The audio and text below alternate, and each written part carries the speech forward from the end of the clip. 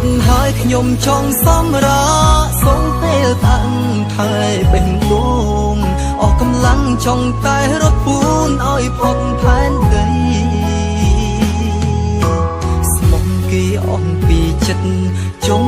ក្រោយយើងវិញរីងរៃគេទៅមានអ្នកថ្មីទាំងដឹងយើងឈឺខ្ញុំឈឺហើយលែងចង់បន្តលែងត្រដោទៅស្មោះគេ